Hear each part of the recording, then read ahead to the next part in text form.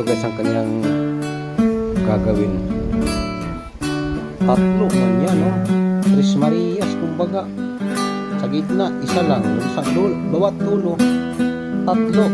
Pinagsabay. Ito guys yung pinakamadaling paraan. Madaling pagkuha ng tamang sukat at saka magano ka lang ng isang magsiruho ka pa para paliko, okay kaayo.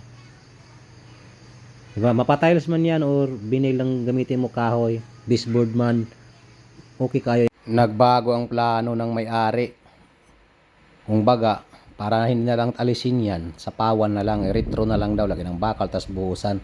Bali yung bakal na yon pakain na lang sa semento. Pwede rin naman pala ganito, di ba? Okay kayo.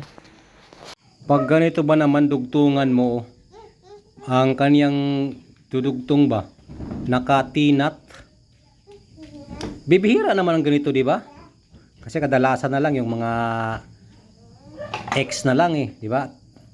Tsaka yung cross. Pero yung mga ganyan bibihira ng ganun, di ba? Pero at least mayroon tayo idea pag makita tayo ng ganito. Maganda nga ang paka-diskarte nila dito. Kaysa naman doon pa nila mismo sa taas pagagawa pa sila ng moldura. So ginawa na lang ito na sa baba, nagawa sila prekas ng moldura ba. Para pagkabit na doon, ano na lang, fix na diretso. Ng mga bakal naman abang yan, saka bubuhusan na lang nila o igagrout na lang nila, okay kayo. Ang galing ng gumawa nito, nag-asintada ba ng CHB. Wala pang ang hangin ha, ulan pa lang yan, no? Yumuko na agad. Paano kaya kung may hangin kasama ba ang ulan?